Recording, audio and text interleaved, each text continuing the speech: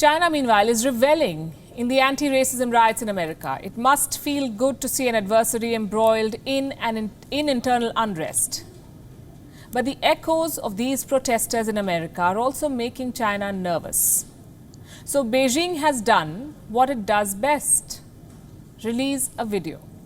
This one targets the American police. If you ask me, it's a poor attempt at teaching America about policing, because the world has seen China's policing in Hong Kong and there's little to be proud of there.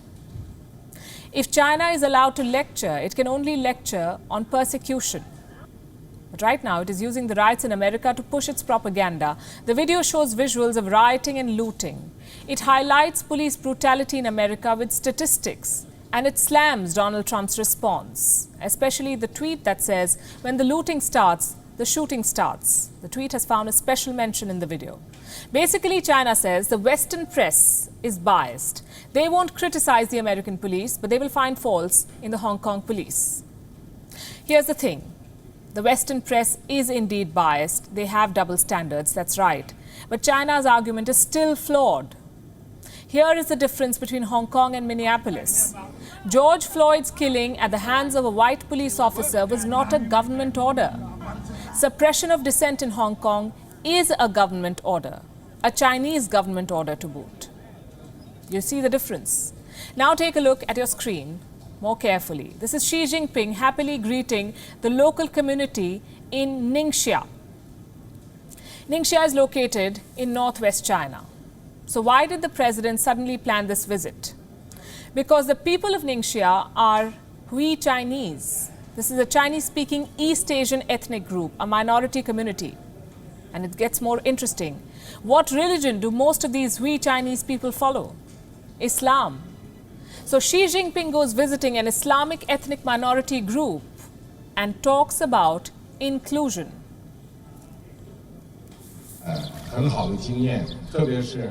We are all members of the big family of the Chinese nation.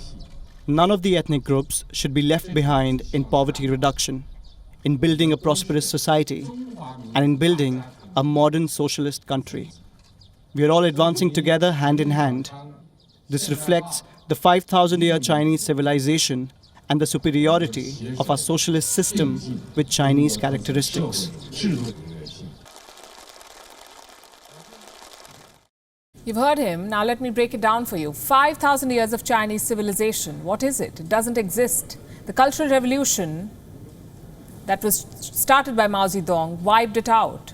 Superiority of the socialist system with Chinese characteristics, he says. That means sinicization, imposing all things Chinese on others, the Chinese culture on others. In 2018, Xi Jinping issued a directive aimed at the sinicization of Chinese Muslims, and that included these people, the Hui Muslims.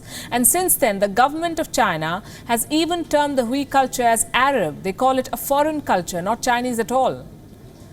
Then China attacked religious places. The government destroyed mosques, then rebuilt some to make them appear more Chinese. It banned all Arabic signs in the region. During the Cultural Revolution, the People's Liberation Army massacred more than 1,500 Hui people. At least 300 of them were children. More than 4,000 homes were destroyed. Today, Xi Jinping is touring the Hui regions, calling for ethnic unity. He's forgetful. Many Hui Muslims have been sent to re-education camps. They've been tortured. They've been branded extremists, much like the Uyghur Muslims of Xinjiang. More than 1 million of these people are in detention, many being tried on trumped-up charges in sham trials, convicted without evidence or due process, indoctrinated, forced to watch videos that praise Xi Jinping. And now the same man is presenting himself as the messiah of minorities, preaching others about policing and inclusion.